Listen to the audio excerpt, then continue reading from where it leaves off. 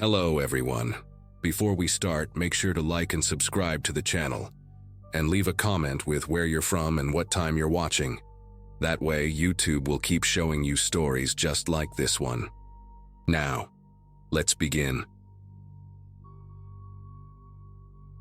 November in Oregon means darkness creeps in before dinner, and that Wednesday was no exception.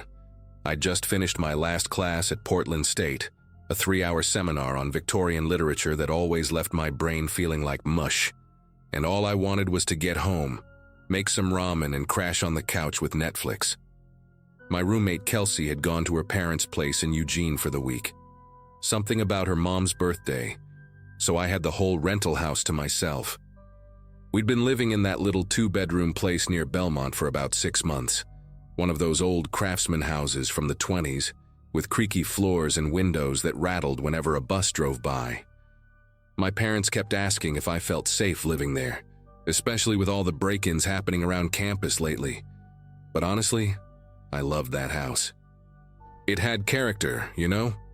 Original hardwood floors, this gorgeous built-in bookshelf in the living room, and a huge backyard with an apple tree that actually produced edible fruit. Walking up the front steps around 5:10, I remember thinking how weird it was that the porch light wasn't on. I was pretty sure I'd flipped it that morning, but maybe I'd forgotten in my rush to catch the bus. My keys jangled as I fumbled with the lock in the growing darkness, and when I pushed open the door, the house felt different somehow. Not wrong exactly, just different. Like when you walk into a room and everyone stops talking, that kind of heavy silence. I dropped my backpack by the door and reached for the light switch, squinting as the overhead fixture flooded the entryway with harsh yellow light. My sneakers squeaked on the hardwood as I headed toward the kitchen, already mentally debating between chicken or shrimp-flavored ramen, when I noticed my bedroom door at the end of the hall was open. Not wide open, just cracked about 6 inches, enough to see the fading daylight filtering through my window. That gave me pause because I'm obsessive about closing doors, always have been since I was a kid. My older brother used to tease me about it, calling me the door police whenever I'd go around the house making sure everything was shut tight before bed. I stood there for a second, telling myself maybe I'd been in a rush that morning, maybe I hadn't pulled it all the way closed. But then I saw them, my curtains, the thick burgundy ones I'd bought at Target specifically because they blocked out the morning sun. They were open about a foot in the middle, creating this narrow gap where anyone walking by could see straight into my room. I definitely, absolutely, 100% had closed those before leaving. I remember doing it because I'd noticed my neighbor across the way, this guy who worked nights at the hospital, getting home right as I was getting ready, and I didn't want him seeing me change. My phone buzzed in my pocket, that specific double vibration that meant the security camera app was sending an alert. Kelsey's dad had installed this cheap camera system when we moved in. Nothing fancy, just a doorbell cam and one overlooking the driveway. The notification read, "Person detected at front door," which seemed weird since I'd just walked through there myself. Then another buzz, "Motion detected in driveway." Another, "Multiple persons detected." My throat tightened as I opened the app, waiting for it to load. But instead of showing me the live feed, it just spun and spun before displaying "camera offline." I tried refreshing it, even closed the app completely and reopened it, but got the same message. The timestamp showed it had gone offline at exactly 5:14, about 3 minutes after I'd walked through the door. I moved toward the kitchen, every nerve in my body suddenly awake and screaming at me to pay attention. The house was too quiet. That kind of thick silence where you can hear your own heartbeat thudding in your ears. I reached for the kitchen light switch, and as the fluorescent tubes flickered to life, I caught movement outside the window above the sink. Just a flash of something dark against the fence line. I stepped closer to the glass, cupping my hands around my eyes to block the glare from the overhead light. And that's when I saw him. A man standing in my backyard, positioned right behind the apple tree facing the house. He wasn't moving, wasn't trying to hide, just standing there with his arms at his sides like he was waiting for something. The last traces of daylight made him more silhouette than person, but I could tell he was tall, wearing what looked like a dark hoodie, and he was definitely watching my house. My first instinct was to duck down below the window, which I did, practically throwing myself onto the linoleum floor. I crawled on my hands and knees to the hallway, my mind racing through options. Call 911, run out the front door, lock myself in the bathroom. From my position on the floor, I could see straight through to my bedroom, and with the lights now on in the kitchen and hallway, the window had turned into a perfect mirror. But I knew what that meant from the outside looking in. Before I'd turned on the lights, anyone in that backyard could see everything inside my room through that gap in the curtains. They'd probably watched me walk through the house, seen me go to the kitchen, knew exactly where I was. My fingers fumbled with my phone as I dialed 911, trying to keep my voice steady as I whispered my address to the dispatcher. While I was on the phone with the dispatcher, explaining in a shaky whisper that someone was in my backyard, I heard it. The unmistakable sound of the sliding glass door in the dining room being tested. That specific metallic rattle it made when you pulled on it while it was locked. I'd locked it that morning, right? God, I'd locked it, I was sure I had. The dispatcher was asking me questions, her voice calm and professional. But all I could focus on was that sound. Then it stopped. Everything went quiet again except for my own ragged breathing. I pressed myself against the wall in the hallway, phone clutched to my ear, when I heard footsteps on the back deck, slow and deliberate, moving from the sliding door toward the kitchen window. He was checking every possible entry point, and he wasn't even trying to be quiet about it. Like he wanted me to know he was there, wanted me to hear him looking for a way in. The dispatcher told me units were on their way, maybe 4 minutes out, to stay on the line and find somewhere safe to lock myself in. 4 minutes might as well have been 4 hours.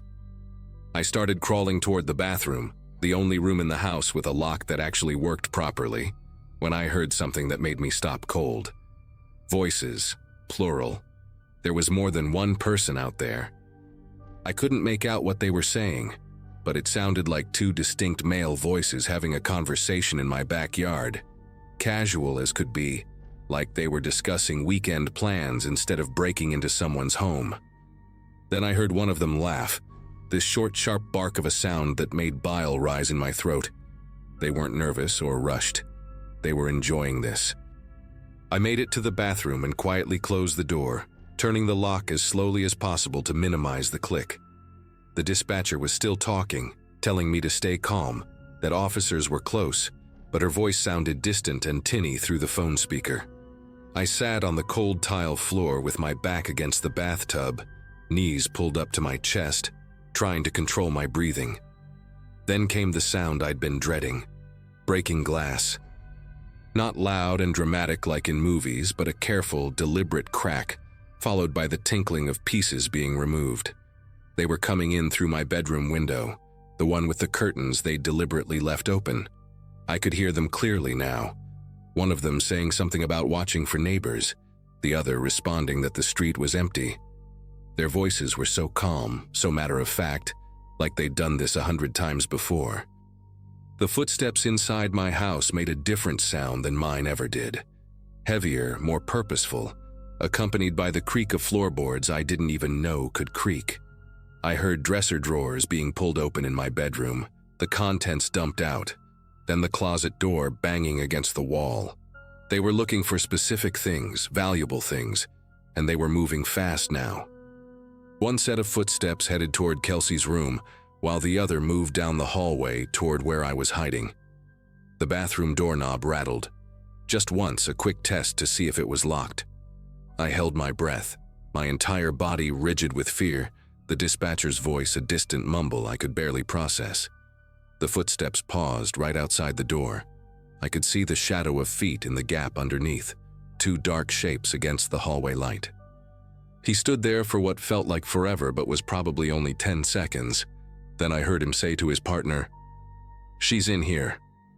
Not a question. A statement. He knew exactly where I was. That's when the sirens started, faint at first, but growing louder by the second. The feet under my door shifted immediately, and I heard the guy curse, something sharp and angry. His partner called out from the other room, just one word: "Go!" The footsteps pounded back down the hallway, no longer trying to be quiet, and I heard them scrambling through my bedroom. Something heavy fell and crashed, probably my lamp, then more glass crunching under their feet as they went back out the window. The sirens were screaming now, definitely on my street, and through the small bathroom window I could see red and blue lights painting the walls. I stayed frozen on that bathroom floor, couldn't move even when I heard the police officers announcing themselves at the front door. The dispatcher kept telling me it was safe, that I could come out, but my legs wouldn't work. It took 2 officers calling my name through the door before I finally managed to unlock it, and when I saw them standing there in their uniforms, I completely broke down. Later, after giving my statement and watching crime scene techs dust my bedroom window for prints, one of the detectives pulled me aside. Detective Hobbs, an older woman with gray streaks in her hair and tired eyes, told me I was lucky. They'd been tracking this crew for 3 weeks, she said. 5 guys working together, specifically targeting young women living alone or with female roommates. They'd scout the houses for days, learn the routines, wait for that perfect window right at dusk when people got home from work or school. The darkness gave them cover, but more importantly, that's when people turn on their lights without thinking to close their blinds first, turning their windows into one-way glass. You can't see out, but anyone outside can see everything in.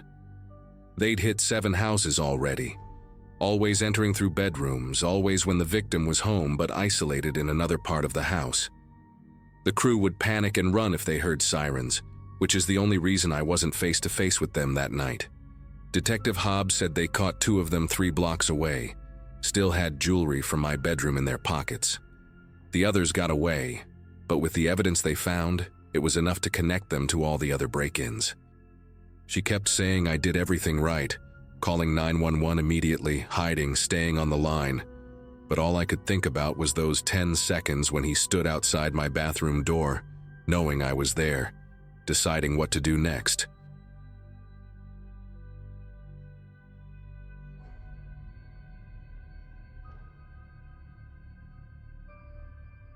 October in small-town Indiana brings out everyone for the annual Fall Festival, and that Saturday was no exception. I'd been running the ticket booth at Garrett's farm since noon, watching families stream through with their kids dressed in costumes even though Halloween was still 2 weeks away. My daughter Chloe had just turned 7 that September, and she'd been begging me all week to let her go through the corn maze with her friend Alyssa from school. Around 4:30, when my shift was almost over, I finally caved and told them they could go while I finished counting the register. Garrett's maze was famous in our county.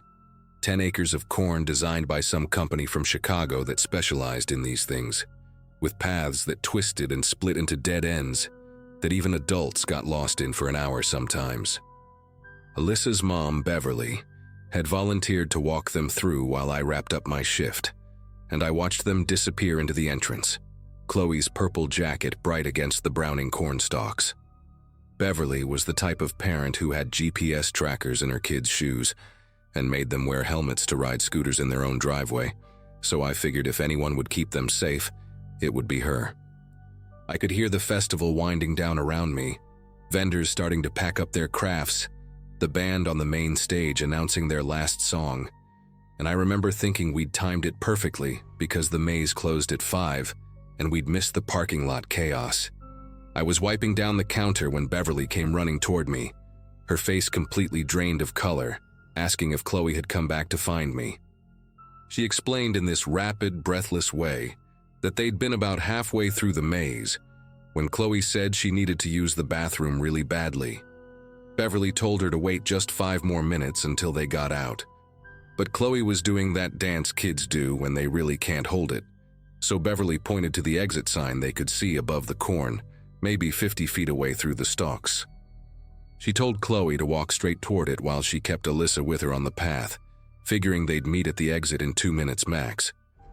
But when Beverly and Alyssa came out, Chloe wasn't there, and the teenage worker at the exit said no kid in a purple jacket had come through. Beverly ran back into the maze, calling for her, then came to find me, certain Chloe must have gotten turned around and found her way back to the ticket booth somehow. We got the maze supervisor, a guy named Carl who'd worked at Garrett's for 15 years, and he immediately called all 5 workers stationed inside the maze on their walkie-talkies. None of them had seen a little girl in purple, but Carl didn't panic, just switched to his manager voice and told them to do a systematic sweep, starting from the exit and working backwards. He explained to me that kids got separated from their parents at least twice a day during peak season. Usually they just sat down and cried until someone found them. Never took more than 10 minutes to locate them. But 20 minutes passed, then 30, and the workers kept radioing back with nothing. No sign of her anywhere, not even crying or calling out, and I could see Carl starting to sweat through his flannel shirt, even though the temperature had dropped to maybe 60 degrees. By 5:15, Carl had called the police and shut down the entire festival. Nobody in or out, and they'd brought in everyone who worked at the farm plus volunteers from the crowd to form a human chain through the maze. We walked slowly, arms stretched out, touching the corn on both sides, making sure we didn't miss any small paths or spots where a kid might have curled up. The sun was setting fast, that October light that goes from golden to dark in what feels like minutes, and people had their phone flashlights out, calling Chloe's name over and over until our voices went hoarse. I kept expecting to hear someone shout that they'd found her. Maybe scared, but okay.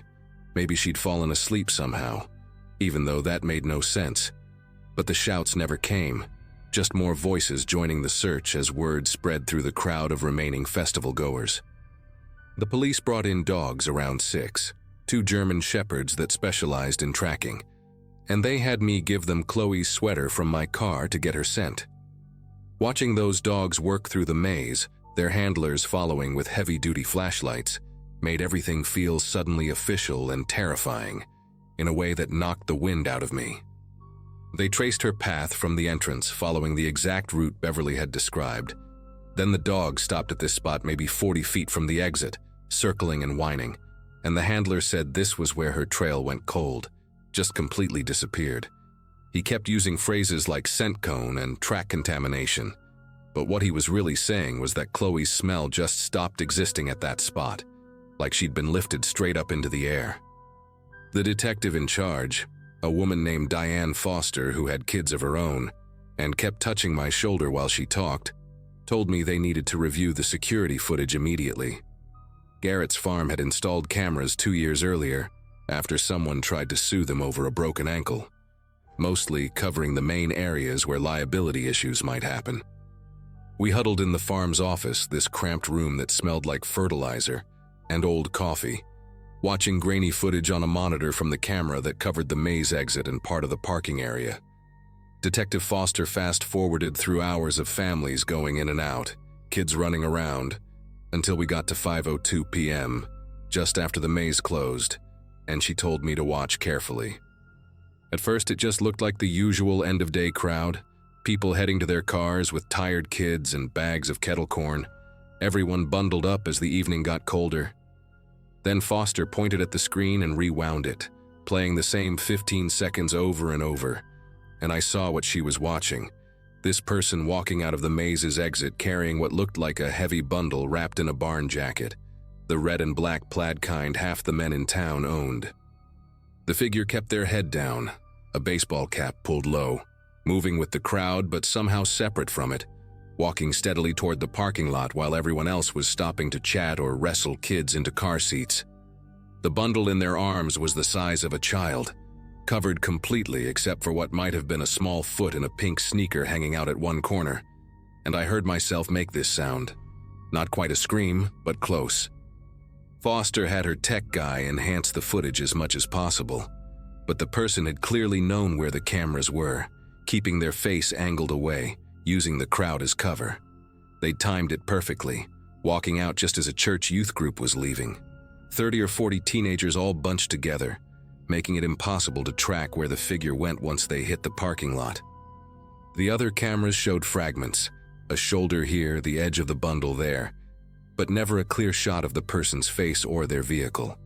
Foster pulled up footage from earlier in the day, trying to find someone casing the maze, watching for kids, And that's when she found something that made her call in the FBI. These 3 other incidents at fall festivals in surrounding states over the past 4 years, all of them with the same pattern. Each time it was a small-town festival with a corn maze, always in October when the crowds were biggest and daylight was fading by late afternoon. A child between 6 and 8 would vanish inside the maze just before closing time, and security footage would show someone carrying a bundle out, blending with the crowd, impossible to identify. In 2 cases, the children were found within 48 hours, dropped at rest stops hundreds of miles away, traumatized but physically unharmed, with no memory of what happened after someone approached them in the maze holding a cloth that smelled sweet. The 3rd child, a boy from Ohio, was never found, and his case had been cold for 2 years. Foster showed me the footage from those festivals, and even though the images were from different states, different years, the way the person moved was identical. That same deliberate walk, the same way of holding the bundle, like they'd practiced it. The FBI set up a command center in Garrett's barn, agents arriving within 3 hours, treating the whole farm like a crime scene. They had software that analyzed the figure's gait and body proportions, determining it was likely a man between 5'10" and 6 feet tall, athletic build based on how easily he carried the weight. They tracked every vehicle that left the parking lot using traffic cameras from town. But there were over 300 cars, and the suspect had probably switched vehicles or had fake plates ready. While they worked, I sat in the police station with Beverly, who couldn't stop crying and blaming herself, saying she should have just let Chloe pee in the corn. Dignity didn't matter. Why did she care about stupid rules when her job was to protect my child? Around midnight, an agent told us they'd received a tip from a gas station attendant in Kentucky who'd seen a man buy supplies around 7 p.m., acting nervous, with what sounded like a child crying in his van. They found Chloe at a rest stop near Louisville at 3 in the morning, sitting on a bench by the vending machines, still wearing her purple jacket but dizzy and confused. The doctors said she'd been drugged with something that affected her memory, probably chloroform initially, then something else to keep her quiet during the drive. She remembered walking toward the maze exit, then someone calling her name, saying her mom had sent them to get her, and after that just fragments, the smell of pine air freshener, country music playing low, stopping somewhere with bright lights. The man had left her with a juice box and a note in her pocket that just said "Lucky Number 2", which made the FBI agents exchange looks that told me we'd gotten unbelievably fortunate. They never caught him, though they connected him to 7 different attempts over 6 years, realizing he'd gotten better at it over time, learned exactly how to exploit those busy October evenings when tired parents and overwhelmed workers created just enough chaos for him to operate.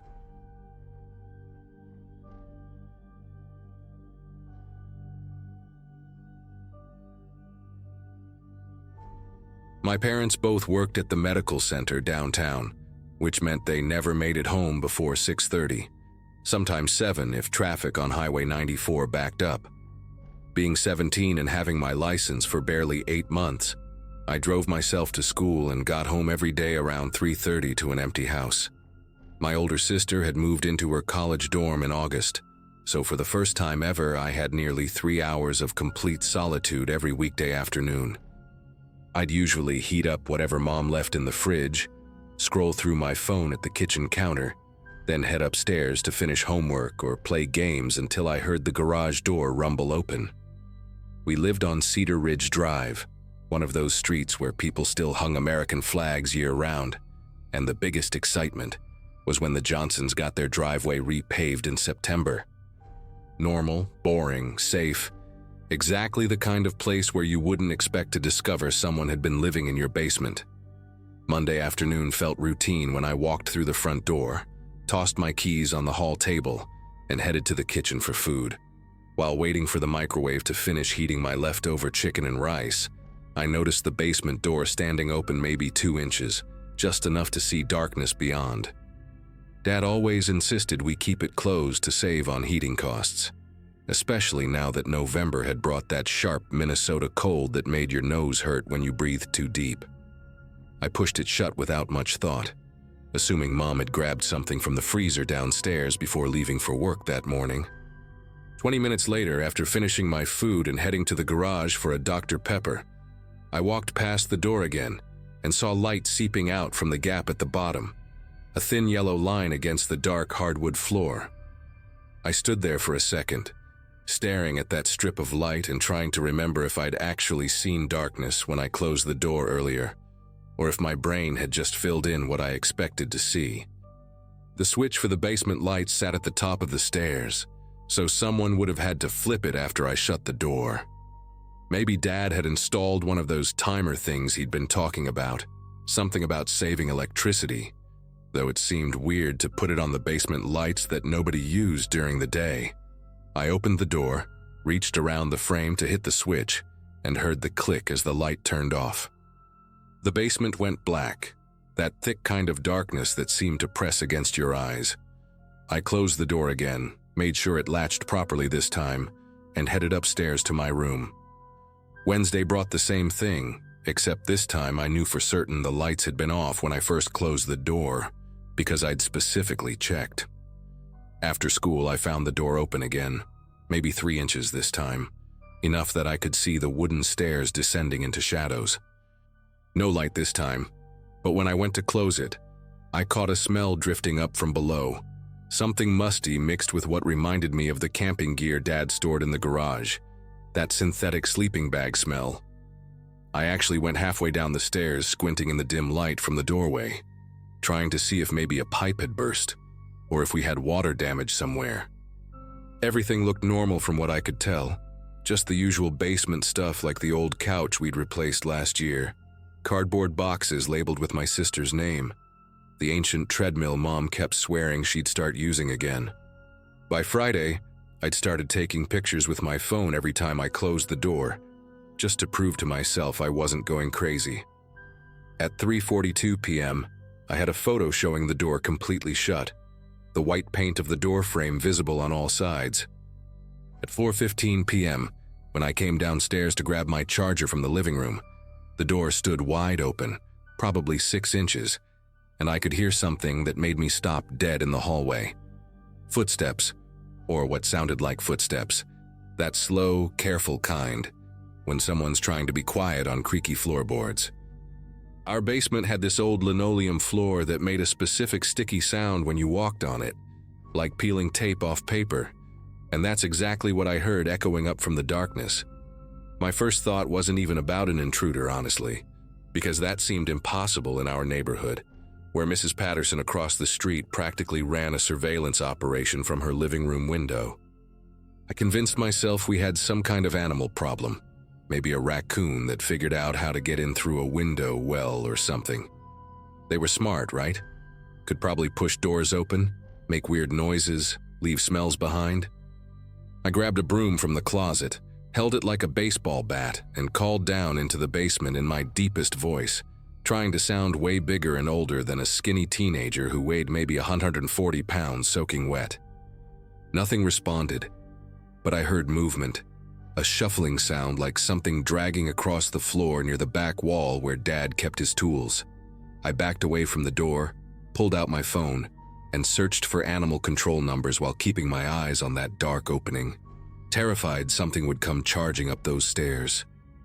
The animal control guy showed up 45 minutes later, this older man named Frank, who looked like he'd been doing this job since before I was born, complete with thick canvas gloves and a pole with a loop on the end.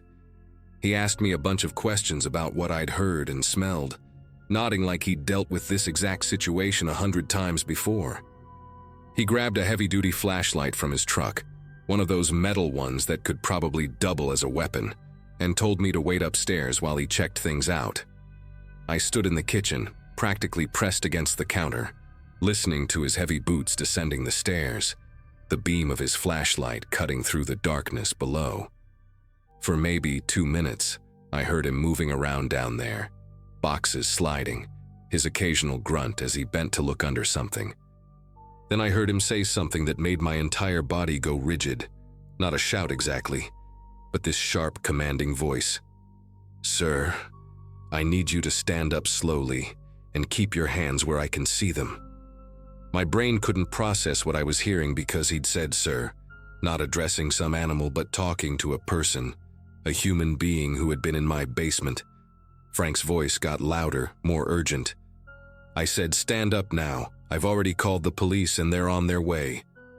I heard scrambling, something crashing to the floor, and Frank came backing up the stairs fast, his hand on what I now realized was a can of pepper spray on his belt.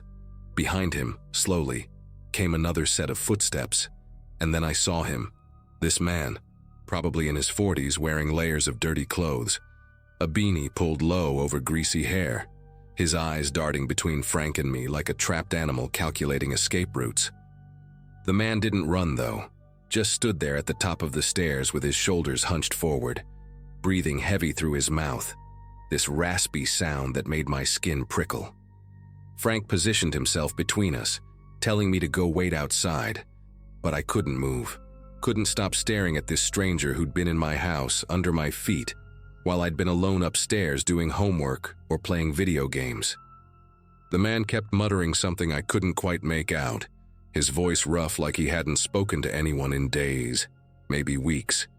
His fingernails were black with dirt, and I noticed he had a plastic grocery bag tied to his belt, bulging with what looked like food wrappers and empty cans.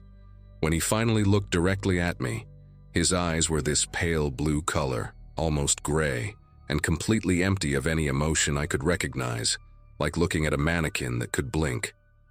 The police arrived within minutes, 2 officers who immediately took control of the situation, one talking to the man in calm, measured tones, while the other asked Frank and me to step outside.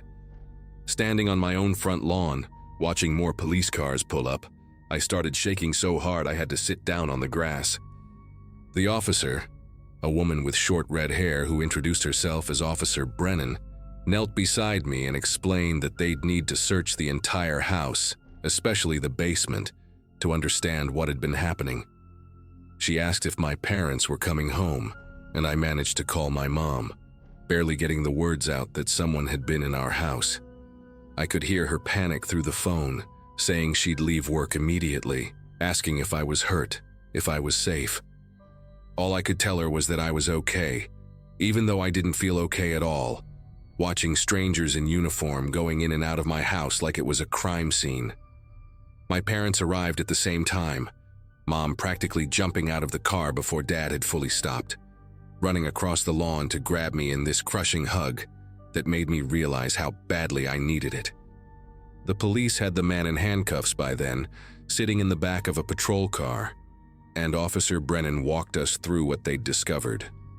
Behind our house, hidden by the overgrown juniper bushes Dad had been meaning to trim since summer, was a loose ventilation grate that led directly into the basement.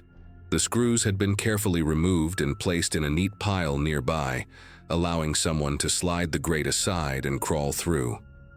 Inside the basement, they found evidence he'd been coming and going for at least 2 weeks, maybe longer. He'd made himself a sleeping area behind the water heater, using an old sleeping bag he must have brought with him, had a collection of our canned goods stacked against the wall, and had even run an extension cord from our outlet to charge a cheap prepaid phone. The worst part was finding my school schedule printed out, probably from the school website, with the times I got home circled in pencil. They arrested him for breaking and entering, trespassing, and theft, though Officer Brennan said he'd likely been homeless and looking for somewhere warm to sleep as the weather turned cold. That didn't make me feel any better about it, knowing he'd deliberately waited until I was alone, that he'd been down there listening to me walking around above him, maybe even coming upstairs when I had headphones on or was in the shower. Dad had a security company come out that same night to install cameras and new locks, sealed up every possible entry point with metal grating and industrial screws, but none of that helped me sleep. For months afterward, I couldn't be alone in the house without checking every door, every window, looking behind furniture and in closets like a paranoid person. Even now, living in my own apartment near campus, I still get this sick feeling when I hear unexpected noises from other units, and I've never once gone into the basement of any building without someone else with me, no matter how well lit or safe it seems.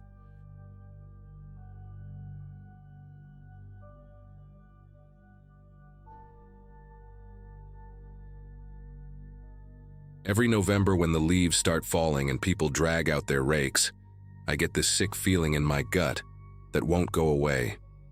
4 years have passed since that Saturday afternoon when everything changed, but I can still smell the wet leaves mixed with gasoline whenever autumn rolls around. I'd just moved to this neighborhood in Michigan about 6 months before, landed a job at a marketing firm downtown, and was finally feeling like I belonged somewhere after bouncing between apartments since college.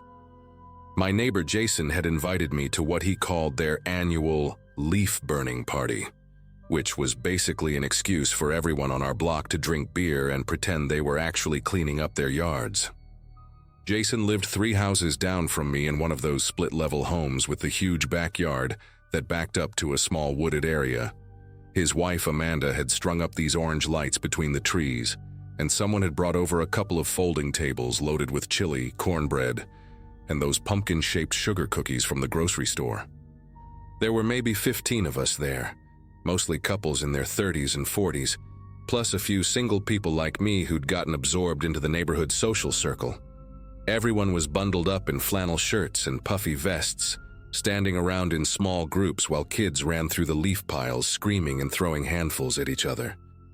Fire pit was this circular metal thing Jason had bought at Home Depot, about 3 feet across, and sitting on a patch of gravel he'd laid out specifically for it. We'd been trying to get a decent fire going for about 20 minutes, but everything was working against us. It had rained hard for 3 days straight earlier that week, and even though Jason had covered his wood pile with a blue tarp, moisture had gotten into everything. The logs would smoke and hiss but wouldn't catch properly, just producing these pathetic little flames that kept dying out. People were starting to make jokes about calling it quits and just using the propane heater on the deck, but Jason was determined to get that fire roaring. I was standing by the cooler grabbing another beer when I heard Brandon, this guy who lived at the end of the street, say he had a gas can in his truck from filling up his lawnmower that morning. Brandon was one of those guys who always had to be the problem solver, the one with all the answers and the right tools for every situation. He jogged over to his F-150 parked on the street and came back with a red plastic gas can, the kind with the long yellow spout. Most of us were too busy talking or watching our kids to really pay attention to what was happening next, which is something I think about constantly now, how differently things might have gone if just one person had said something. Megan was standing right there next to the fire pit, holding her daughter Sophia, who'd just turned 3, and was wearing this tiny pink winter coat with fur around the hood. Megan had graduated from Michigan State the same year I finished at Western, though we didn't know that until later, and she'd been nothing but welcoming since I moved in. She was showing Sophia how the smoke was rising up into the sky, pointing at it with one hand while balancing the kid on her hip. The wind had been pretty calm all afternoon, just a gentle breeze that would occasionally stir the leaves around our feet. But right as Brandon started pouring that gasoline, a gust came out of nowhere from the north. What people don't understand about gasoline is that it's not the liquid that's dangerous, it's the vapor. On a cold day like that, maybe 40 degrees, the fumes don't dissipate as quickly as you'd think. They hang in the air, invisible, building up in pockets, especially when there's no wind to carry them away. Brandon poured what he later said was just a splash, but I watched that stream of gas flow for at least 3 or 4 seconds, soaking into the damp wood and pooling at the bottom of the fire pit. He tossed the can aside and pulled out his lighter, one of those long barbecue lighters with the trigger, and that's when everything went wrong in a way that still plays behind my eyelids when I try to sleep. The wind shifted right as Brandon clicked the lighter, and instead of the fire starting in the pit where he was aiming, the flame hit that invisible cloud of vapor that had drifted toward Megan. It wasn't like a movie explosion with people flying backwards. It was more like the air itself became orange and hot for half a second. This whooshing sound that I can only compare to when you open a preheated oven and that blast of heat hits your face, except multiplied by 100. Megan screamed, a sound I'd never heard a human make before, raw and primal, and she instinctively turned her body to shield Sophia, which meant her back and the side of her neck took the worst of it. The smell hit me immediately, Not like barbecue or campfire, but something chemical and wrong, mixed with burning polyester from her jacket. Everyone moved at once then, Jason running for the garden hose, Amanda screaming for someone to call 911, Brandon standing there with the lighter still in his hand, looking like his brain couldn't process what had just happened. I dropped my beer and ran to Megan, who had managed to set Sophia down safely, but was now on her knees in the grass, reaching behind herself trying to get her jacket off. Her husband Nathan came out of nowhere, must have been inside using the bathroom, and when he saw her he made this choking sound that turned into him yelling her name over and over. I helped him get the jacket off her while trying not to look at what was underneath, but you can't unsee something like that, the way skin bubbles and turns white in some places, angry red in others. The ambulance took 11 minutes to arrive, though it felt like hours. Amanda had grabbed Sophia and taken her inside along with the other kids, trying to distract them with cartoons while the adults dealt with the chaos outside.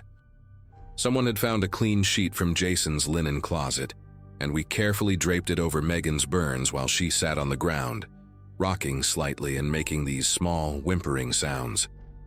Nathan held her hand and kept telling her she was going to be okay, but his face was white as paper, and his voice cracked every time he spoke. The EMTs were efficient and professional, getting an IV started right there on the lawn, giving her something for the pain that made her eyes go unfocused and drowsy. After they loaded Megan into the ambulance with Nathan climbing in beside her, the rest of us just stood there in Jason's backyard like we'd forgotten how to move. The fire pit was still smoldering, producing this thin black smoke that made my eyes water. Or maybe that was something else entirely. Brandon hadn't said a word since it happened, just stood by his truck staring at the ground, and when the police showed up to take statements, he could barely get the words out. They determined it was an accident, no charges filed, just a catastrophically stupid decision that couldn't be undone. The officer taking my statement said these kinds of things happened more often than people realized, especially in the fall, when everyone was burning leaves and trying to get fires started with wet wood. Megan spent 3 weeks in the burn unit at University Hospital, underwent 4 different skin graft surgeries over the next 8 months, and still has to wear compression garments on her neck and shoulder. The scars are there, will always be there, this twisted map of that November afternoon permanently etched on her skin. She and Nathan moved away the following summer, said they found a better school district for Sophia, but we all knew the real reason. Every time they looked at that backyard 3 houses down, every time they saw Brandon's truck parked on the street, they were right back in that moment. Brandon lasted another year before he sold his house too. Told me at the closing that he hadn't slept a full night since the accident, that he'd started seeing a therapist but couldn't shake the guilt of what his impatience had caused. I still live on that street, still see Jason and Amanda at the grocery store, still wave when I pass their house on my morning runs. They never had another fall gathering after that day. Nobody in the neighborhood did. We rake our leaves into bags now, haul them to the curb for the city to collect, and nobody mentions the obvious absence of autumn bonfires. Sometimes late at night when I can't sleep, I run through all the moments where someone could have stopped it, where I could have stopped it. If I'd just looked up from that cooler 5 seconds earlier, if I'd seen Brandon with that gas can and said something, anything. But I didn't. None of us did. And now Megan lives with the consequences of our collective inaction every single day of her life.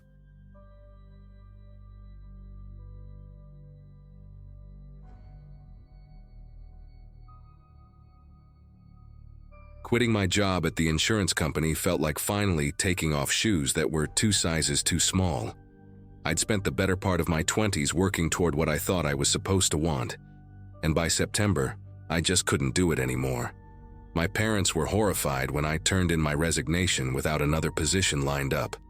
But I had savings, I had time, and honestly, I needed to figure out who I actually was outside of spreadsheets and client calls. The plan wasn't complicated.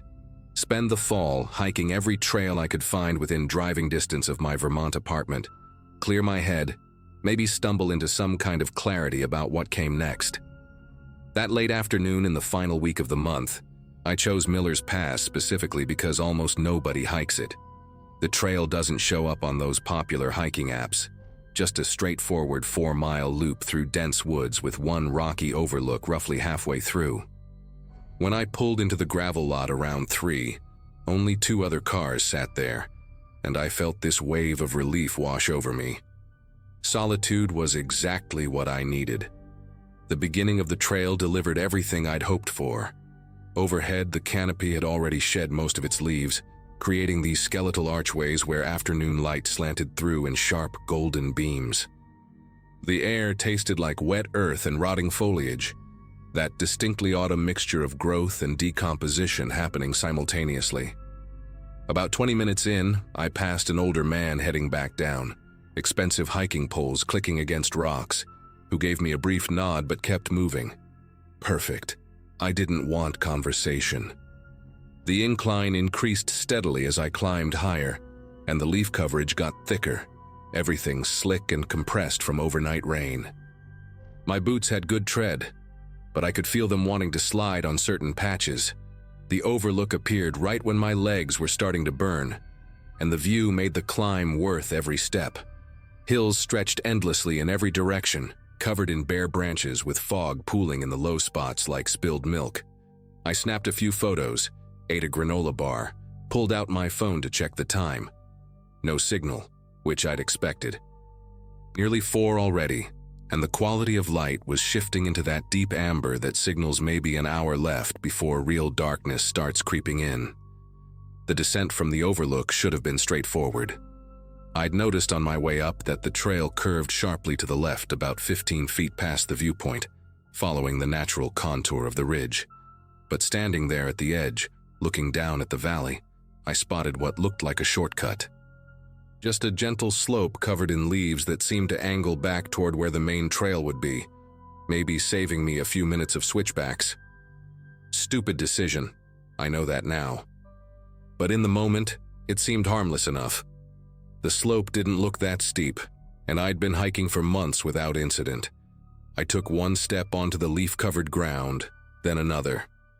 The third step, my boot hit something slick underneath all that organic debris, maybe a wet rock or a rotted log, and suddenly my feet went out from under me completely. I didn't even have time to yell. My hip slammed into the ground first, then I was sliding, rolling, grabbing at nothing but handfuls of wet leaves and loose dirt. Branches whipped past my face, rocks jabbed into my ribs, and the whole world became this chaotic tumble of brown and gray and pain.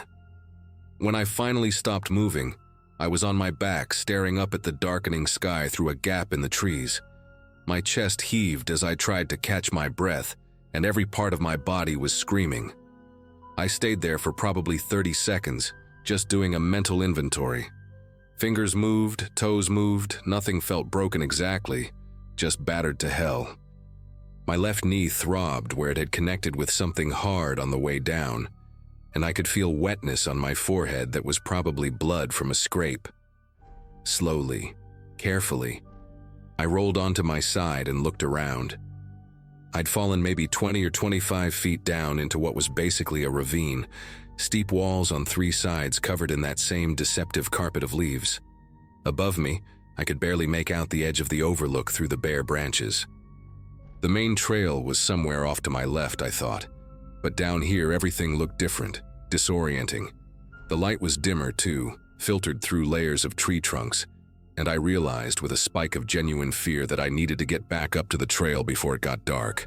I got to my feet, testing my weight on each leg. The knee hurt like hell, but held. My backpack had stayed on somehow, though it felt heavier now, probably from all the dirt and debris that had gotten inside during the fall. I turned toward what I thought was the best route back up, a slightly less vertical section of the slope, and that's when I saw it. A phone, or what was left of one. The screen was completely shattered, spider-webbed into 1,000 pieces, and the case was dark blue with some kind of sparkly design. It was just lying there in the leaves about 6 feet from where I'd landed, face up, like someone had dropped it. My first thought was that maybe I'd knocked it loose during my fall, that it had been buried in the leaves, and I just happened to uncover it. but I checked my pockets and my phone was still there, intact. This was someone else's phone. I picked it up, turned it over. The back was scratched to hell, and when I tried the power button, nothing happened. Dead, or broken, or both. A cold feeling started spreading through my chest, something beyond the pain from my fall. I looked around more carefully now, really scanning the ground instead of just trying to orient myself. That's when I noticed the jacket. It was wedged partially under a fallen branch about 10 feet further down the slope, torn badly along one sleeve. Navy blue, or maybe black, hard to tell in the fading light. The fabric was still damp, not from last night's rain, but from something more recent. I moved closer, my injured knee protesting with each step, and crouched down to get a better look. The tear wasn't just a rip from catching on a branch. The edges were shredded, like the person wearing it had been dragged through something rough, or had desperately grabbed at the ground while sliding. And there, pressed into the wet leaves all around the jacket, were marks. Long, uneven gouges in the earth, the kind that fingernails make when someone's trying to stop themselves from falling. My heart started hammering against my ribs. Someone else had fallen here, recently enough that their stuff was still here, and from the looks of it, they'd been terrified while it happened. I stood up too fast and pain shot through my knee, but I barely registered it. My brain was trying to piece together what I was seeing, trying to make it make sense. Maybe someone had fallen like I did, gotten hurt, and hiked out for help. Maybe they'd come back with rangers to retrieve their stuff and just hadn't made it yet. That had to be it. Except, as I turned to start climbing back up toward the trail, I saw the drag marks. Not the desperate scratches from fingernails, but actual drag marks. 2 parallel lines pressed deep into the soft ground, starting right where the jacket lay and continuing down the slope, disappearing into thicker brush further into the ravine. The lines were maybe 1.5 feet apart, consistent, purposeful, like something heavy had been pulled downhill, like a body. My mouth went completely dry. I followed the marks with my eyes as far as I could see them, maybe another 30 feet before they vanished into a dense tangle of undergrowth and fallen trees. The rational part of my brain was screaming at me to climb back up to the trail right now, to get out of this ravine and back to my car, but I couldn't move. I just stood there, staring at those lines, understanding with absolute certainty that whoever had lost that phone and that jacket hadn't walked away from this spot. The temperature seemed to drop 10 degrees in an instant, or maybe that was just adrenaline making me shake. I forced myself to turn away from the drag marks and look back up at the slope I needed to climb. It was steep, covered in those same treacherous wet leaves, and now I understood why there was so much debris down here, why the phone and jacket had ended up in almost the exact spot where I'd landed. This wasn't just a random steep section. This was a place where people fell, where the ground gave way and sent you tumbling whether you wanted to or not. And someone knew that. Someone had been here, had stood at that overlook or somewhere near it, and had watched someone fall. Had maybe even made sure they fell. Then they'd climbed down, found whoever it was, and dragged them deeper into the woods. The evidence was right there in front of me, undeniable and horrifying. I needed to get out of here, needed to get to somewhere with cell service and call the police. But first, I had to climb back up this slope without falling again, and the light was fading fast now, turning everything into shades of gray and shadow. I grabbed onto the nearest tree trunk, testing its stability before putting my full weight on it.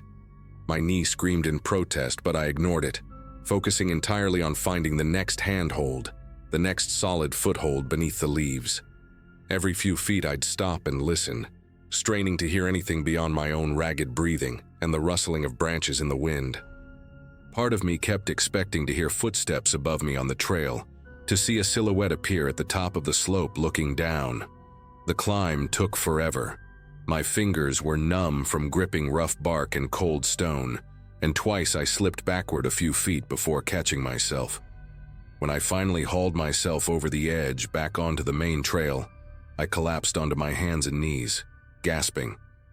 The overlook was maybe 20 feet to my right, exactly where I'd been standing before I fell. How long had I been down there? 20 minutes, 30. The sky had gone from amber to deep purple, and the first stars were starting to show through gaps in the canopy. I forced myself to stand, every muscle in my body protesting. The parking lot was still over 2 miles away, most of it downhill, but some sections steep enough that I'd need to be careful in the growing darkness. I started moving as fast as my injured knee would allow, half walking, half limping down the trail. The forest around me had transformed into something alien and menacing, every shadow potentially hiding someone, every snapping twig making me jerk my head around. I kept thinking about those drag marks, about how deliberate they'd looked, how recent that jacket had seemed. What if whoever did it was still out here? What if they'd seen my car in the parking lot and were waiting? The thoughts spiraled in my head, feeding my panic, but I couldn't stop them. When I finally saw the trail marker indicating half a mile to the parking area, I nearly sobbed with relief. The light was almost completely gone now, just the barest glow from the western horizon filtering through the trees. I pulled out my phone, turned on the flashlight even though it would drain my battery, and picked up my pace despite the pain shooting through my knee with every step. The parking lot appeared through the trees like a miracle, the gravel pale and visible even in the near darkness. My car sat exactly where I'd left it, and the 2 other vehicles that had been there earlier were gone. I was completely alone. I fumbled with my keys, dropped them once, finally got the door unlocked and threw myself into the driver's seat. My hands were shaking so badly it took 3 tries to get the key into the ignition. The engine turned over, and I just sat there for a moment, door locked, breathing hard, staring out at the trailhead. Nobody emerged from the path, no movement in the shadows. I pulled out my phone again, praying for signal, and watched as 1 bar flickered into existence. Enough. I dialed 911, and when the dispatcher answered, everything came pouring out in a rush. The fall, the phone, the jacket, the drag marks leading deeper into the ravine. She kept me on the line, asking questions about my exact location, whether I was injured, whether I'd seen anyone else on the trail. I told her about the older man I'd passed on my way up, how the parking lot had been nearly empty, how isolated the whole area was. She told me to drive to the ranger station about 15 minutes down the mountain road and wait there, that they were sending someone to meet me. The ranger station was lit up when I arrived, and 2 Vermont State Police cruisers were already there. I spent the next 4 hours telling my story over and over, first to the rangers, then to the state police, then to a detective who showed up around 8. They took photos of my injuries, my muddy clothes, the scrapes on my hands. Around midnight, they told me search and rescue teams were heading up to Miller's Pass at first light, that they'd already contacted the phone company to try identifying the owner of the device I'd described. A female officer drove me home because they didn't want me driving with my knee in that condition. She was kind, told me I'd done the right thing reporting it immediately. 2 days later, a detective called my apartment. They'd found remains in the ravine, exactly where the drag marks had led. A hiker named Vincent Riley reported missing 3 weeks earlier after telling his roommate he was going to Miller's Pass. But that wasn't all they found. Once they started looking carefully at that section of trail, they discovered evidence of at least 2 other incidents in the past 6 months. Disturbed earth near the overlook, more personal items deeper in the woods. Within a week, they'd arrested a local man named Gregory Walsh who did trail maintenance for the Forestry Service. He'd been using his knowledge of the area's most isolated paths, watching for solo hikers on quiet weekdays when nobody else was around, then following them to the overlook and pushing them when the moment was right. The autumn leaf cover and early sunset gave him perfect conditions. They said if I hadn't fallen and found that evidence, if I hadn't reported it immediately, he probably would have kept going indefinitely. I haven't been back to Miller's Pass, and honestly I don't know if I ever will. My knee healed after about 6 weeks of physical therapy, but the mental part took longer. For months afterward, I couldn't hike alone without constantly looking behind me, couldn't enjoy the solitude I'd been craving when I quit my job. The trial happened last spring, and I had to testify about what I'd found in that ravine.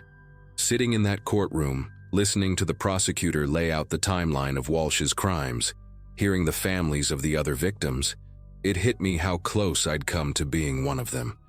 If I'd arrived an hour earlier when he was still on the trail, if I'd been slower and encountered him on my way back down in the darkness, if he'd seen me climb out of that ravine. The detective told me later that Walsh had actually walked past my car in the parking lot that afternoon, that they'd found his truck parked on a service road a quarter-mile away. He'd been there. I still hike, because I refuse to let him take that away from me. But I'm careful now in ways I never was before. I check trail reports, I tell people exactly where I'm going and when I'll be back. And I never ever go out alone on empty weekdays in the late afternoon. Some fears are worth keeping.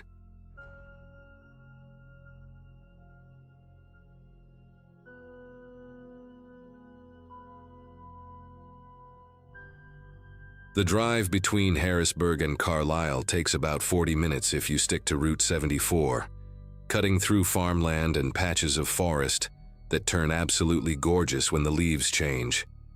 I'd been making that commute twice a day for 6 months, ever since landing the accounting job downtown. Most people from my 2012 graduating class had already moved closer to their workplaces, but I actually enjoyed the separation between office life and home, even when it meant spending over an hour in the car daily. By mid-fall, though, the beauty had mostly faded. The trees stood bare and gray against the sky, and daylight disappeared earlier each week. Leaving the office at 6:30 meant driving home in total darkness, just my headlights cutting through the night, and maybe 1 or 2 other cars passing by every few miles. That Wednesday felt particularly draining. I'd spent 9 straight hours hunched over spreadsheets, working on a complicated estate case my boss had dropped on my desk that morning. 5 years of financial records to sort through, and my eyes felt like sandpaper by the time I finally shut down my computer. All I could think about was getting home, microwaving some leftovers and melting into my couch. The temperature had plummeted that week.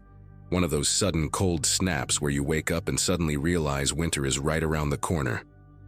I stopped at the gas station just outside Harrisburg to fill up and grab coffee, and Bill, the older guy who worked evenings there, warned me to watch for deer on the back roads. "They're real active this time of year," he said, handing me my change.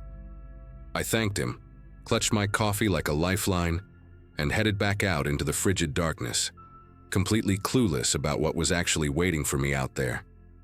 Route 74 gets pretty desolate once you leave the Harrisburg suburbs behind. During the day, you'll see farmers working their fields, maybe some kids waiting at bus stops, the occasional roadside produce stand. At night, especially in late fall, it becomes a different place entirely. Just empty asphalt stretching ahead, broken up by the rare porch light from a farmhouse set way back from the road. The forest presses in close on both sides in certain stretches, and your high beams only reach so far before everything dissolves into blackness. I'd gotten used to it over the months, even found it peaceful in a way. That night, about 20 minutes into my drive, I was sipping my coffee and half listening to some podcast about true crime, ironically enough, when my headlights caught something up ahead on the right shoulder. A pickup truck sat partially off the road, hazard lights blinking orange in the darkness. The hood was propped open, and a figure stood beside it, illuminated in that weird flickering glow. As I got closer, I could make out more details. Older model Dodge Ram, dark green or maybe brown, hard to tell in the poor light. The person was wearing a thick winter coat and a baseball cap, waving one arm slowly back and forth like they were trying to flag someone down. My first instinct was to keep driving. I'd heard plenty of stories about scams and dangerous situations, and a lone person on a deserted road at night definitely triggered some alarm bells. But then I thought about how cold it was, how infrequently cars pass through this stretch, and how terrified I'd be if I were the one stranded out here. The internal debate probably lasted 3 seconds, but it felt longer. Finally, against every true crime podcast I'd ever listened to, I eased off the gas and started slowing down. I pulled up about 15 feet behind the truck and put my car in park, leaving the engine running. Through my windshield, I could see the person more clearly now. Average height, stocky build, the baseball cap pulled low.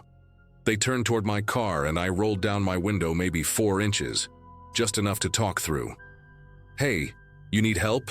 I called out. The person walked toward my car, moving with this odd measured pace that made my chest tighten a little. When they got close enough, I noticed their face was partially obscured by a thick scarf wrapped around the lower half, which made sense given the temperature, but also made it impossible to read their expression. "Yeah, truck just died on me," they said, voice muffled through the scarf. "Battery's dead, I think. You got jumper cables?" I didn't, actually. I'd been meaning to buy a set for months but kept forgetting. "Sorry, no," I said, and I was about to suggest calling a tow truck when they took another step closer to my door. That's when every nerve in my body suddenly started screaming at me. The person's hand moved to their coat pocket, and in one fluid motion, they pulled out a handgun. Not some little pistol either, but a full-sized revolver that looked massive in the glow of my headlights. "Turn off the car and get out," they said, voice completely flat now, no panic or hesitation. My brain couldn't process what was happening. This felt like a scene from a movie, not something that could actually be happening to me on my regular Wednesday commute home. "Get out of the car now," they repeated, louder this time, and raised the gun so it was pointing directly at my face through the window gap. My whole body went into this weird autopilot mode. I didn't think, didn't plan, just acted on pure survival instinct. Instead of turning off the engine, I slammed my foot on the gas pedal. The Corolla lurched forward, tires squealing, and I heard a loud bang that might have been a gunshot or might have been my door slamming against something. I didn't look back to find out. My only thought was, get away, get away, get away. But I'd only made it maybe 30 yards when I realized the horrible truth. The road ahead curved sharply to the left, and in my panic, I'd accelerated way too fast. I hit the brakes hard, but the Corolla skidded on some wet leaves scattered across the asphalt. The car went sideways, and then I felt the sickening crunch of the front passenger side slamming into a drainage ditch. The impact wasn't severe enough to deploy the airbags, but it was definitely severe enough to stop me dead. The engine sputtered and died. I tried restarting it, turning the key again and again while my heart hammered against my ribs, but all I got was a grinding noise and then nothing. Through my rearview mirror, I could see a flashlight beam bobbing in the darkness, getting closer. They were coming after me on foot. I had maybe 30 seconds, maybe less. I grabbed my phone from the cup holder, shoved it in my jacket pocket, and threw open the driver's side door. The cold air hit me like a physical blow, but I didn't hesitate. I ran straight into the woods on the left side of the road, branches whipping at my face and arms as I crashed through the underbrush. The forest was pitch black away from the road, and I had no idea where I was going. I just pushed forward, trying to put as much distance as possible between myself and that person with the gun. Low branches caught my hair and scratched my cheeks. I tripped over a fallen log and went down hard on my knees, the impact sending a sharp pain shooting up my legs. Behind me, I could hear thrashing sounds, the snap of breaking twigs. They'd followed me into the woods. I scrambled back to my feet and kept moving, one hand stretched out in front of me to avoid running face first into a tree trunk. My breath came in ragged gasps that sounded way too loud in the quiet forest. After what felt like an eternity but was probably only 2 or 3 minutes, I spotted a massive oak tree with a hollowed-out section at its base, probably from rot or lightning damage years ago. Without thinking twice, I wedged myself inside, pressing my back against the rough wood and pulling my knees up to my chest to make myself as small as possible. Then I forced myself to stop moving, stop breathing so hard, and just listen. The woods went silent for a moment, just the sound of wind moving through the bare branches above. Then I heard footsteps, slow and deliberate, crunching through the dry leaves maybe 40 or 50 feet away. The flashlight beam swept back and forth, creating crazy dancing shadows between the trees. "I know you're out here," the person called out, voice echoing slightly in the empty forest. "Might as well come out. You can't hide forever, and that's a long walk back to civilization." They were trying to flush me out, I realized, trying to make me panic and run again so they could track the noise. I bit down on my sleeve to keep from making any sound and stayed absolutely still inside that hollow tree, even though every muscle in my body was screaming at me to bolt. The beam passed within 10 feet of my hiding spot, close enough that I could see the individual particles of bark on the trees around me. I closed my eyes, some childish part of my brain thinking that if I couldn't see them, they couldn't see me. The footsteps paused. My lungs burned from holding my breath. Then, after what felt like a decade, the footsteps started moving again, heading away from me, deeper into the woods in the wrong direction. I waited until I couldn't hear anything anymore before I dared to move. Even then, I counted to 300 in my head, forcing myself to stay hidden just in case it was a trick. When I finally crawled out of the hollow, my legs had gone numb from being cramped in that position, and I nearly fell again. I pulled out my phone, and thankfully it still had battery and a weak signal, just 1 bar. My fingers shook so badly I could barely unlock the screen, but I managed to dial 911. The dispatcher answered on the second ring, and I whispered my situation as quietly as I could while still being understood. She stayed on the line with me, her calm voice the only thing keeping me from completely losing it, and told me to head back toward the road but stay hidden in the tree line. State police were already on their way. It took me almost 20 minutes to work my way back, moving slowly and carefully, stopping every few feet to listen. When I finally saw the flashing red and blue lights through the trees, I actually started crying from relief. 3 state police cruisers had blocked off the road, and an ambulance sat parked nearby with its lights running. The officers found me stumbling out of the woods, covered in scratches and dirt, probably looking half dead. They wrapped me in one of those foil emergency blankets and sat me in the back of an ambulance while a paramedic checked me over.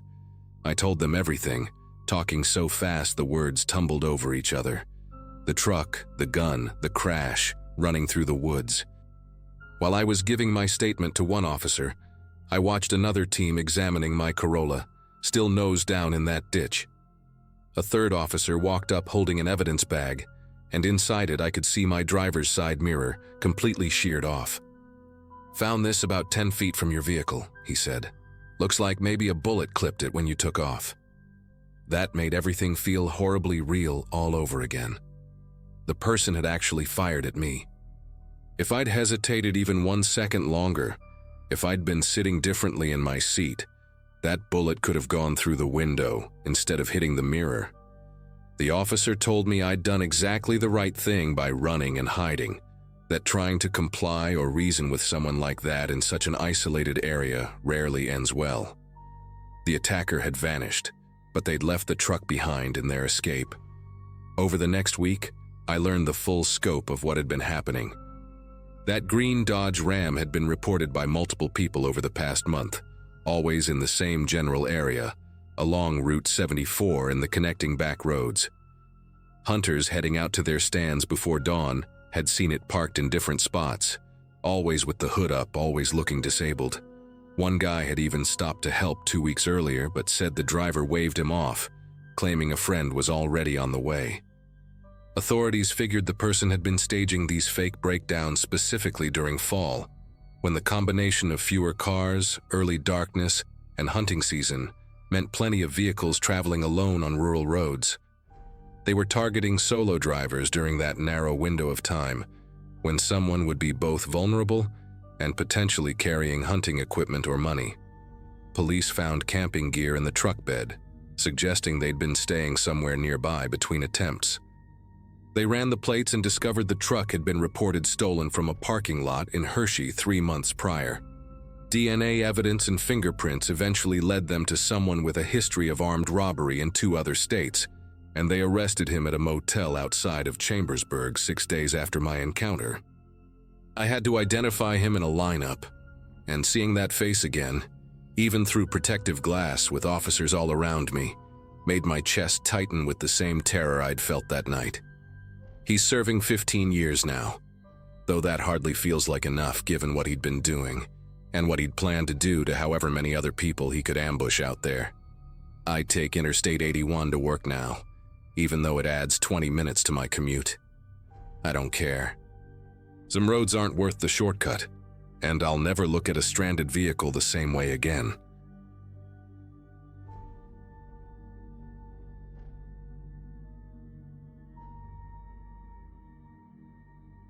The colder nights always seem to sneak up on us around the start of November, and that particular year wasn't any different. My life back then was pretty steady. Long shifts at the auto shop, kids busy with school projects, and my wife juggling her work-from-home schedule. Our house sat on a quiet street lined with maples that turned this deep copper color, the kind that looked almost wet after sunset. We weren't prepared for the sudden temperature drop, so we dug through the garage looking for that old space heater we hadn't touched in a long time. I remember brushing off a layer of dust that had settled unevenly across its metal grate, like a film of ash. It felt harmless, just a temporary fix until we bought something newer. Nothing about that moment hinted that the rest of the night would carve itself into my memory. The day had been ordinary enough that I didn't pay attention to the little things, like how the garage smelled faintly of dried leaves and something stale, or how a few cardboard boxes had sagged from moisture during the summer. We set the heater in the corner of the living room, near an outlet that had always been slightly crooked, tilted just a bit downward as if the wall had shifted over time. I remember feeling relieved when that heater hummed to life, the coils glowing this dull orange, giving off that faint metallic scent. The kids sat near it with blankets around their shoulders, laughing at some cartoon, and for a while the warmth felt comforting in a way that made the house seem smaller, cozier. I didn't know that behind that crooked outlet, wires were pressed against wooden beams that had dried out from months of heat. By midnight, the house had settled into that deep stillness that only happens on cold nights. No air conditioning running, no fans buzzing, just the quiet rhythm of everyone sleeping. My dog Riley kept shifting at the foot of the bed, letting out soft huffs like he could sense something I couldn't. I remember waking up briefly because the air felt heavier than usual, almost like the room wasn't cycling it properly. I chalked it up to the heater running for hours, though it wasn't even in our bedroom. Outside, a breeze moved the last brittle leaves around the porch, making this faint tapping sound against the siding. I rolled over and went back to sleep without a second thought, unaware that inside the walls, slow burning embers were crawling upward like they had a destination. It must have been some time before dawn when a faint, distant beep threaded into a dream I was having. At first I didn't understand what I was waking up to. The sound was muted, almost lazy, as if the alarm itself was struggling. When I sat up, my vision was foggy, and there was this smell, sharp, dry, almost like singed paper, floating barely above the air. Riley stood rigid beside the bed, ears pointed toward the hallway. The beeping grew steadier, and I remember stepping into the hallway expecting maybe a burnt outlet or the heater malfunctioning. Instead, I saw a thin haze drifting near the ceiling, moving as if the whole house was breathing in slow, shallow pulses. I didn't panic yet, but something inside me tightened, the way it does when you're trying to make sense of something that doesn't line up.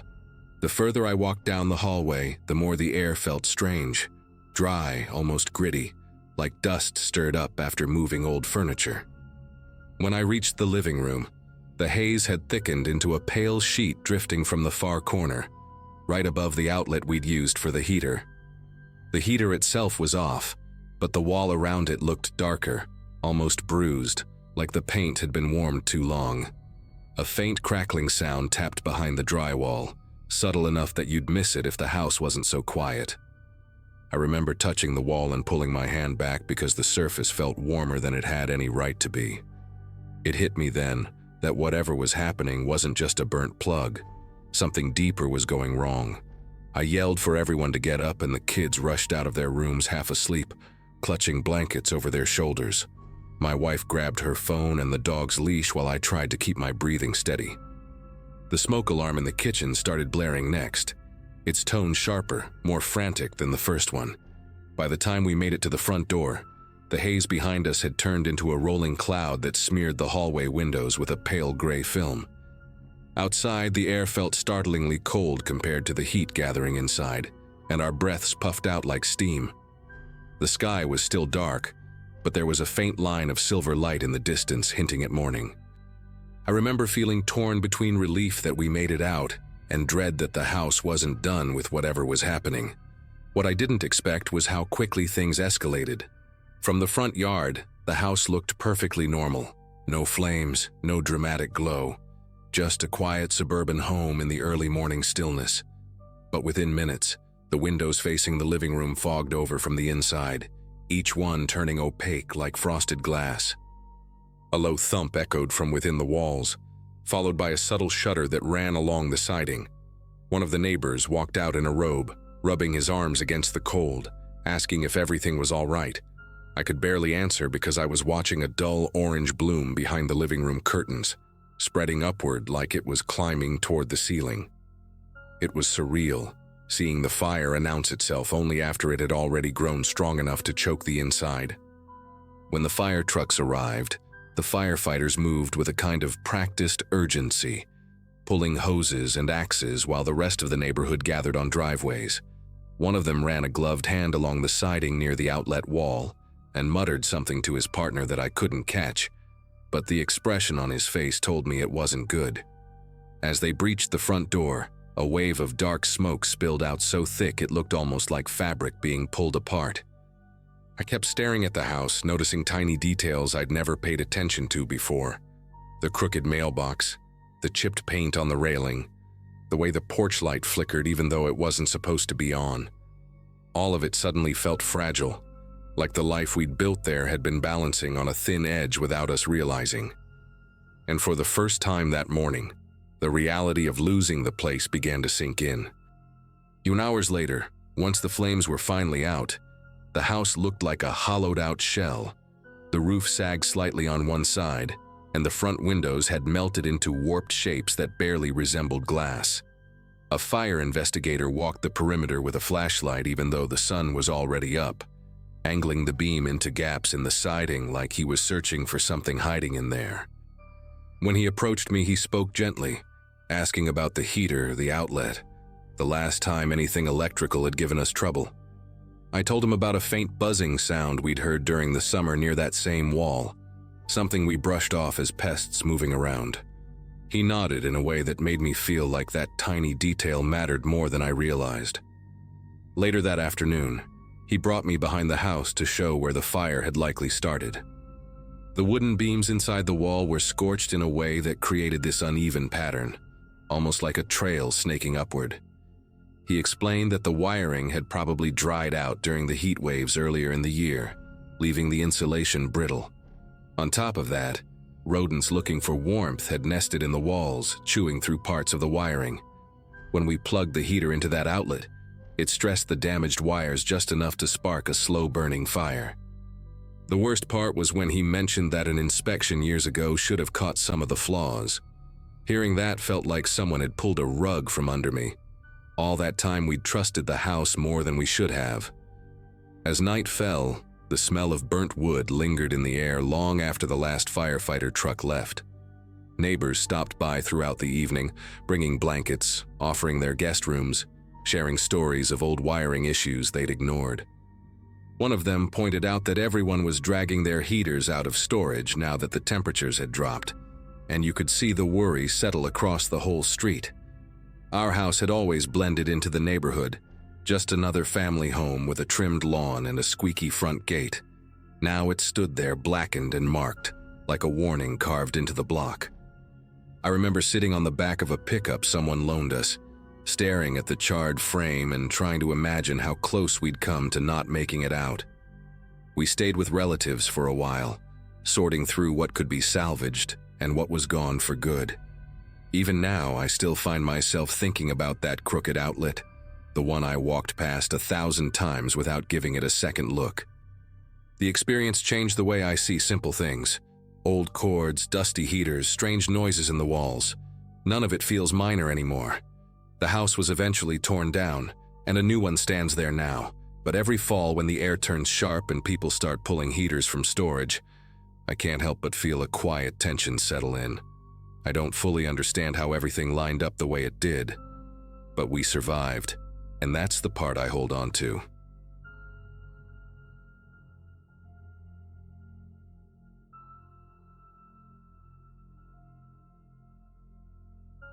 A stretch of cool air moving through the neighborhood pushed me to finally switch on the heater that morning, and that's when I learned it wasn't kicking in at all.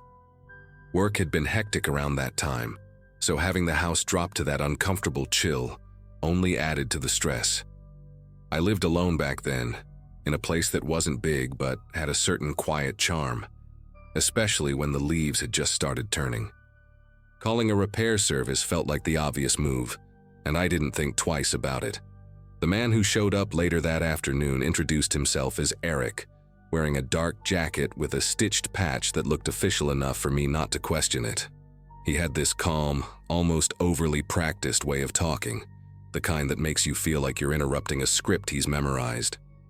He asked to head straight to the basement to look at the unit, moving with a steady confidence like he'd been there 100 times. The basement in my house was one of those older ones, low ceiling, pipes running along the walls, and a faint mineral smell that came out strongest on damp days. While he worked, I stayed upstairs listening to the intermittent clangs and metallic scraping drifting through the vents. After about 20 minutes, he came back up, brow creased, saying the whole internal assembly was shot and needed an immediate replacement. It sounded dramatic, but I didn't know much about heaters, and his tone made it feel urgent. He showed me a handwritten estimate on a clipboard, the numbers stacked in a way that didn't leave much room for negotiation. I agreed to the deposit because the temperature was dropping and I didn't want to deal with the house getting colder overnight. After he left, I remember feeling relieved, thinking the worst part was over. But that same evening, I noticed the small ceramic bowl I always kept next to the front door wasn't there anymore. It wasn't valuable, just something I'd picked up at a street fair, but I'd kept my keys in it for years and knew exactly where it belonged. At first, I assumed I'd moved it without thinking, maybe set it somewhere weird while multitasking. I looked around casually and told myself I'd misplaced it, brushing it off as just me being distracted. The next night, when I was heading to bed, I saw that the basement door was slightly open, not wide, but just enough for the darkness behind it to form a thin strip along the frame. I knew I had shut it earlier. The latch was old but still reliable, and I never left it unlatched because drafts from the basement could chill the entire house. I pushed it closed with my foot and stood there for a moment listening to the house settle. There wasn't any noise coming from downstairs, no creaking steps, no shifting pipes, nothing that would give away movement. Still, something gnawed at me, a slow unease that settled beneath my ribs. It didn't feel dramatic enough to call anyone about, but it bugged me the rest of the night. 2 days later, I came home from work and immediately sensed that another item was missing. A small flashlight I kept in a drawer by the kitchen. I used it often enough to know exactly where it belonged, and I hadn't touched it since the week before. That was the moment a strange pattern started forming in my mind. None of the missing things had real monetary value, but they were objects I used, items whose absence I would definitely notice.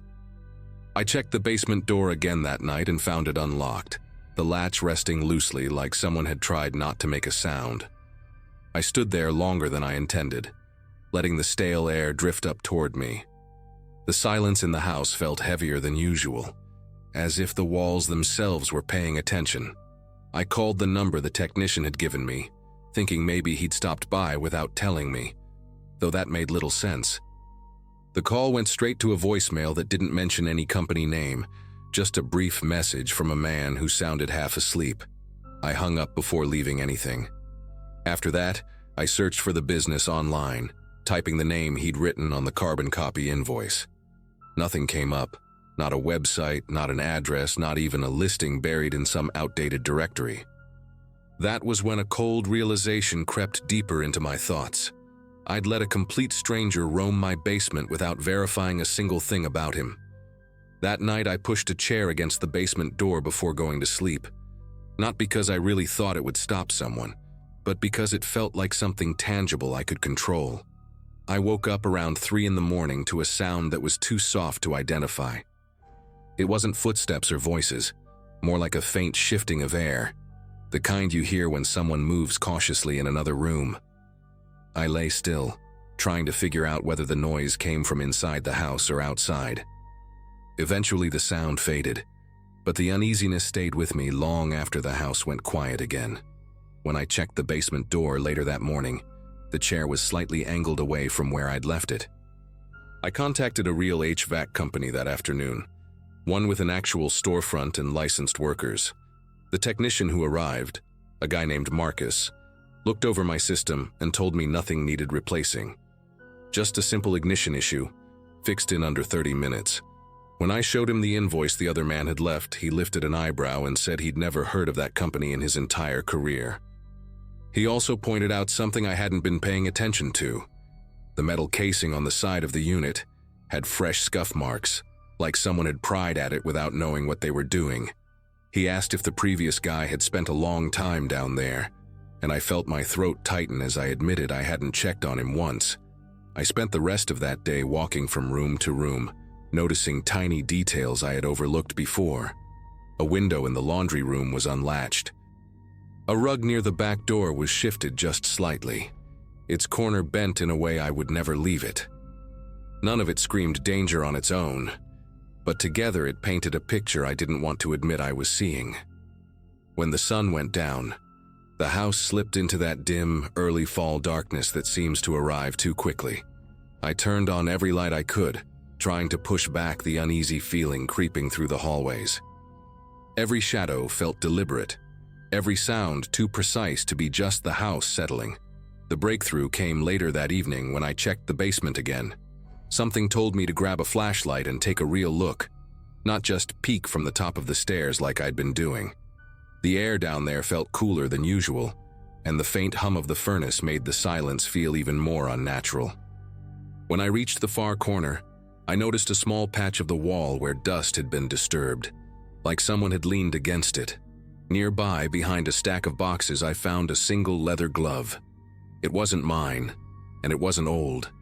That discovery sent a ripple through me, clarifying everything I'd been dancing around. Someone had been coming and going through that basement after the fake technician left. The final confirmation came when the police ran the name and number from the invoice. Neither belonged to a real business. The officer I spoke with told me they'd seen similar reports in nearby areas. Someone posing as a technician during the first cold spell of the season, using the basement access to quietly check layouts of homes. Small items disappearing was typical, he said, a way for the intruder to gauge how attentive the homeowner was. Hearing that made something click, the unlocked doors, the shifted chair, the noises in the night. He advised me to change every lock in the house and install a deadbolt on the basement door immediately. I didn't hesitate for a second. The new locks went on that same evening, and I've never scheduled maintenance work the same way again. Every company gets vetted, every technician confirmed before I let them near the property. After the locks were replaced, the strange disturbances stopped completely. No more missing items, no more unlatched doors, no more sounds drifting through the vents at night. I don't know what the intruder planned to come back for, and honestly, I'm not sure I want to. What stays with me most is the thought of how close I came to letting something far worse unfold right under my nose. Even now, whenever the first cold snap rolls in, I can't help but think back to that week and how a routine service call nearly became something much darker.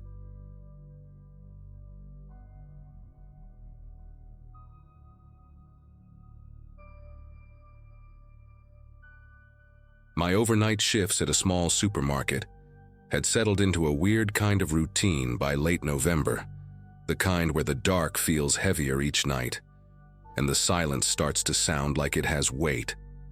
I'd been working there long enough to know every hum of the refrigerators and every flicker from the old lights near the dairy aisle. The building sat on the edge of a quiet commercial strip, and once the last customer left, the temperature inside always dipped fast, no matter how high we pushed the heater. That night, I remember walking in with a thermos of coffee and thinking the place felt colder than usual, the kind of cold that clings to the metal shelves and hangs around your breath. My job was simple enough: restock the items from the pallets delivered earlier in the evening, and make sure the aisles were ready for the morning rush. I didn't mind the solitude. It usually gave me space to think, and the emptiness made the hours pass in a strangely peaceful way. Aisles 12 and 13 were part of my rotation for that shift, the sections with cleaning supplies and paper goods. They always smelled faintly like detergent, and for some reason that smell made the whole store feel slightly less abandoned. I'd just finished lining up the last row of bleach bottles, stepping back to make sure everything was straight, when I felt this odd draft slip past me. Not threatening, just unexpected, like someone opened a freezer door nearby. I brushed it off because drafts in that place were nothing new. The building was old and the insulation wasn't great.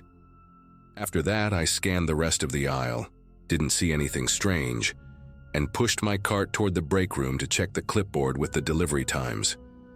Everything looked exactly how it should have looked at that hour. Quiet, empty, still. When I got to the break room, the delivery log said a truck was supposed to arrive earlier than scheduled. Store policy said I had to check the exterior cameras and confirm they were pulling up before going outside. I typed in the system password, clicked over to the live feeds, and leaned closer to the monitor, because the screen always had this dusty haze no matter how many times we wiped it. The loading dock camera looked normal. No headlights, no movement, just an empty stretch of asphalt. When I switched to the interior feed that covered aisles 12 and 13, a shape caught my eye. A tall figure stood between the rows, not close enough to the camera to show detail, but solid enough to be unmistakably human. At first, I thought it was a glitch. Old systems like ours glitch all the time. But the outline didn't flicker or distort. It just stood there. I stared for a long moment, trying to make sense of how someone could be in that aisle when I had literally been standing there minutes earlier. Alone. I toggled between angles trying to get a clearer view, and that's when it moved. Not smoothly or naturally, more like the figure shifted positions only when the camera switched frames, appearing a little closer each time but never in the act of actually walking. The moment the feed changed again, the shape wasn't centered anymore. It leaned into the blind spot created by one of the support beams, as if it knew exactly where the camera's reach ended. I remember feeling this strange pressure in my chest, not panic, but the kind of tension you get when you sense you're not alone, even though everything around you insists you should be. I clicked through every angle the system offered, hoping one of them would catch a full view of whatever was standing there. But the thing kept slipping away like it was deliberately staying hidden. That was the moment I realized I couldn't sit in that break room and pretend the building was empty anymore. I grabbed the flashlight we kept in the supply drawer, even though the aisles were fully lit, and stepped back onto the floor. The cold felt sharper now, almost like the air had dropped another few degrees while I was in the break room. The store was so quiet that every sound I made echoed slightly. My steps, the faint rattle of keys on my belt, even the hum of the lights overhead seemed louder. When I turned into the main aisle that cut across the store, I tried to convince myself I'd probably see nothing out of place. Maybe the camera had picked up my reflection earlier, or maybe a stray display sign had tipped just right to look human from a distance. But as I walked closer to aisles 12 and 13, something about the silence felt heavier, like the building was holding its breath. The lights down at that end flickered once, just a soft dip, but enough to make the aisle look deeper than it usually did. Aisle 12 was empty when I stepped in, exactly how I'd left it. The rows of bleach bottles stood perfectly lined, and the floor was clean except for a faint scuff mark near the shelves that definitely hadn't been there before. It looked like the kind of mark made by a shoe, one dragging step, not a full stride. I bent down to run my hand near it, more out of curiosity than anything else, and noticed something else at the far end of the aisle. A small stack of neatly folded clothes sat right at the corner, placed as if someone had taken their time arranging them. The shirt on top still had a store tag attached. I hadn't seen that stack earlier. I would have noticed something that deliberate, especially right in my path. My throat tightened a little as I looked around, expecting someone to step out. But the aisle stayed still, the overhead lights buzzing faintly like they were the only things awake in the entire building. I backed out of the aisle and checked the other end where aisle 13 started. And sure enough, there was another stack. This time a pair of jeans folded so precisely it almost looked staged for a display. But we didn't keep stacks like that at the ends of aisles. Everything was supposed to stay inside the shelves. I kept turning my head, scanning each direction, hoping to catch even the slightest movement. The store suddenly felt much larger, every shadow stretching farther than it should. I tried calling out a simple, "Hello," even though my voice sounded too loud in the emptiness. No answer. The chills running through the place weren't from the cold anymore. They came from the sense that someone had been walking right behind me the entire time, staying just out of sight, slipping through gaps I didn't even notice. I stepped toward the front end of the aisle to check the camera blind spot I'd seen on the monitors. It was a narrow angle between two tall shelving units, just wide enough for someone to stand if they pressed their back against the metal. As I approached it, the lights above me dimmed again for half a second, like the power was struggling to keep up with the temperature drop. My footsteps slowed. Halfway down, a sound broke the silence, fabric shifting, like someone brushing against clothing.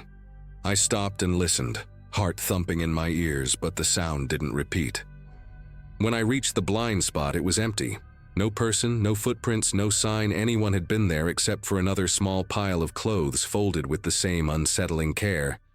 And that's when a thought hit me. Someone had been in the store for hours, maybe since before we locked up, using every gap in the cameras to move the same way I walked my stalking routes. The idea made the hairs on my neck rise, and suddenly, the quiet didn't feel peaceful anymore. It felt like something was watching, choosing exactly when to stay hidden.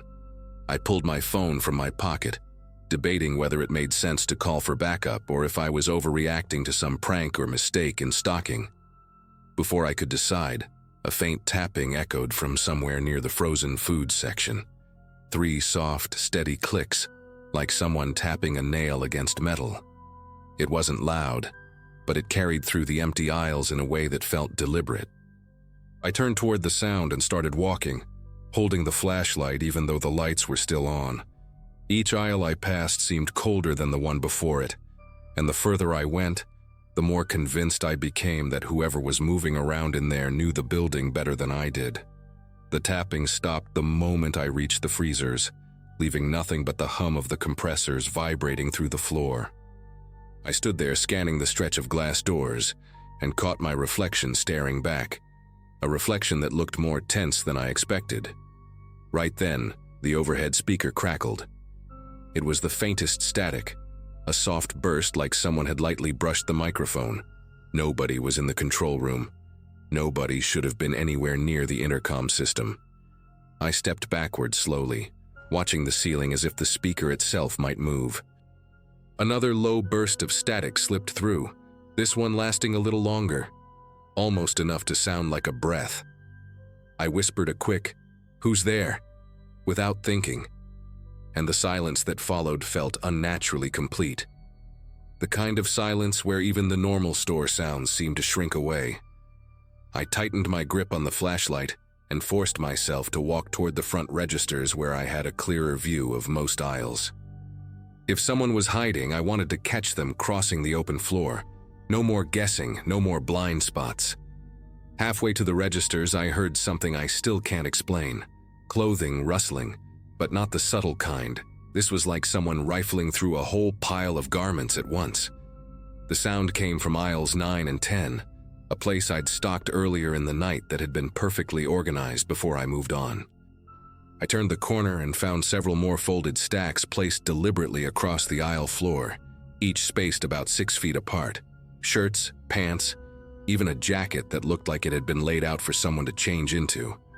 None of it belonged on that aisle. My pulse thudded in my ears as I scanned every shelf, every corner, expecting a person to jump into view, but the aisle was empty from end to end. The only movement came from a long piece of plastic wrapping drifting gently near a shelf, as if someone had brushed past it seconds before I arrived. I didn't waste time pretending it was a misunderstanding anymore. I turned around and headed straight for the office to call the police. The walk felt twice as long as usual, like the store had stretched itself out. With every step, I expected to hear footsteps behind me or see a shadow slip across the tiles. Nothing happened, but the sense of being guided, herded almost, followed me the whole way. When I shut the office door behind me, The thin wooden panel felt far too flimsy to be any real protection. I dialed emergency services, gave them the address, and made it clear I wasn't alone in the building. The operator told me to stay put, and while I waited, I watched the store monitors again. This time, the tall figure appeared in a different aisle, closer to the front, leaning just enough into frame to make its presence undeniable. The moment the cameras cycled, it slipped out of sight again. I sat there gripping the edge of the desk, counting the seconds until help arrived, knowing I wouldn't set foot back on that floor alone.